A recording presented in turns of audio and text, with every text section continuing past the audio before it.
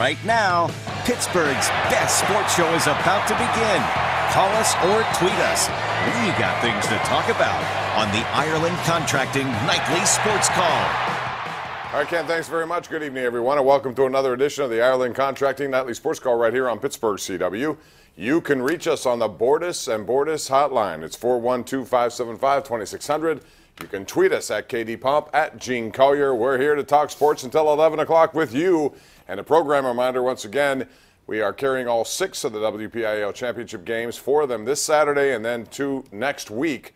But all 4 this week will be at Heinz Field. And tune in 11 o'clock a.m. on both KDKA and CW for the first game, Derry versus Rochester, in an unlikely matchup of 2 teams that weren't supposed to beat Clareton and Jeanette, but they did. And then we have the 3A, 4A, and 6A also on Saturday. So it's a full day of football right here on Pittsburgh CW. We're here to talk sports, and we'll begin with the topic of the day, which is Le'Veon Bell. It's a topic of the last 2 years. Gene I knew this was going to throw a brain freeze to him because he doesn't want to talk about it anymore.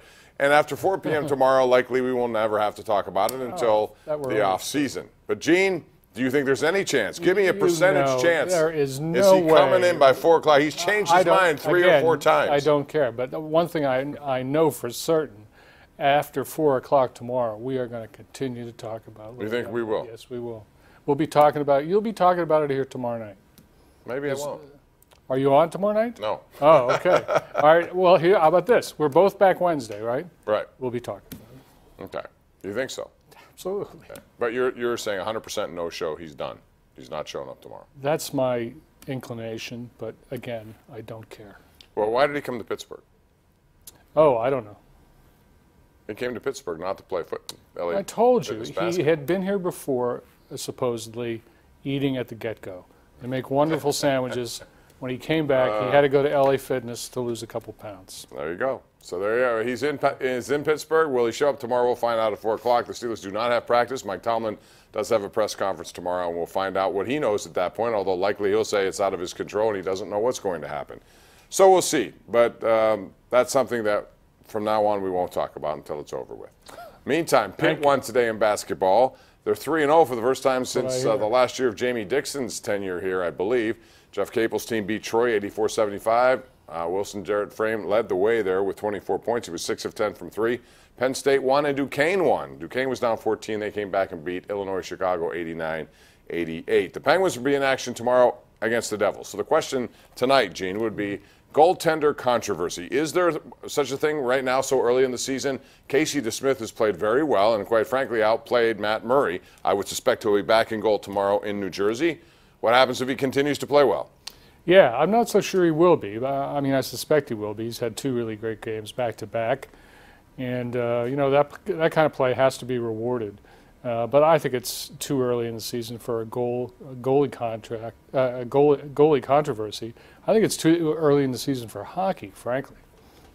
Well, it's, you know, it's hockey season. Though. Yes, I know. It is hockey season. That's what they say. I think he's playing very well. I would continue to roll with him and see what happens. Another question would be, should the Penguins play Phil Kessel at all with Sidney Crosby? They've been tampering with that here and there. Last year, Mike Sullivan said basically have no chemistry together, those two. And all of a sudden now they're trying things. And when you're really under 500, which they are, their record says 7-5-3, which translates to 7 wins, 8 losses, Gene. You'll try anything. Yeah, well, now's the time to try that, you know, before the hockey season really starts.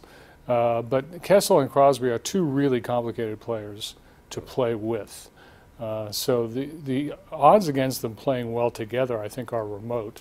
But now's a good time to try it.